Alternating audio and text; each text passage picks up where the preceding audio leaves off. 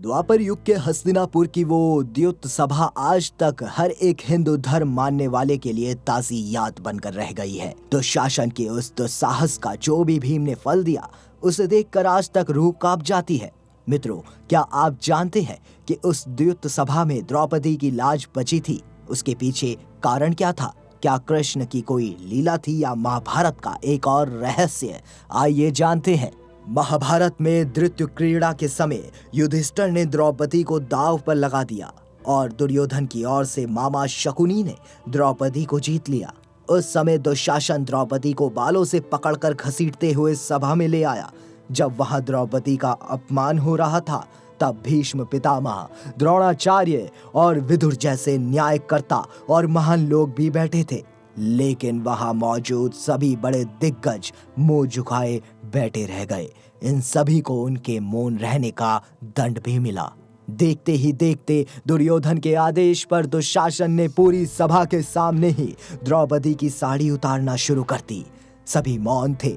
पांडव भी द्रौपदी की लाज बचाने में असमर्थ हो गए। तब द्रौपदी ने आंखें बंद कर वासुदेव को याद किया, उनका नाम लिया। द्रौपदी ने कहा, हे गोविंद, आज आस्था और अनास्था के बीच जंग है। आज मुझे देखना है कि ईश्वर है कि नहीं।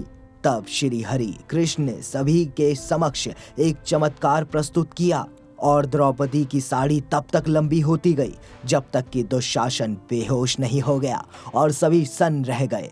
सभी को समझ में आ गया कि यह चमत्कार है।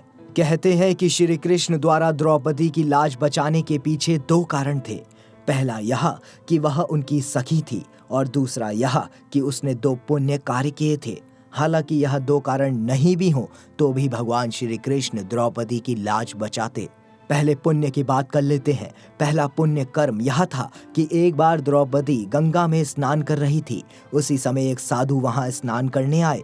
स्नान करते समय साधु की लंगोट पानी में बह गई और वह इस अवस्था में बाहर कैसे निकले? इस तरह वह एक झाड़ी के पीछे छिप गए। द्रौपदी ने साधु को इस अवस्था में देखा। अपनी साड़ी से लंगोट के बराबर कोना फाड़कर उन्हें दे दिया। साधु ने प्रसन्न होकर द्रौपदी को आशीर्वाद दिया था। दूसरे पुण्य की बात करें तो अन्य कथा के अनुसार जब श्री कृष्ण द्वारा सुदर्शन चक्र से शिशुपाल का वध किया गया, उस समय श्री कृष्ण की उंगली भी कट गई थी। उंगली कटने पर श्री कृष्ण का रक्त बहने लगा। तब द्रौपदी ने अपनी साड़ी फाड़कर श्री कृष्ण की उंगली पर बांधी थी। इस कर्म के बदले श्री कृष्ण ने द्रौपदी को आशीर्वाद देकर कहा था कि एक दिन अवश्य तुम्हारी साड़ी की कीमत अदा करूंगा। इन कर्मों की वजह से श्री कृष्ण ने द्रौपदी की साड़ी को इस पुण्य के बदले ब्याज सहित इतना बढ़ाकर लौटा दिया और द्रौपदी की लाज बच गई। तो मित्रों, इस तरह से श्री कृष्ण ने द्रौपदी की लाज बचाई थी। अगर आपको हमारी ये वीडियो अच्छी लगी हो तो वीडियो को लाइक करें, शेयर करें और कमेंट बॉक्स में जय श्री कृष्ण जरूर लिखें।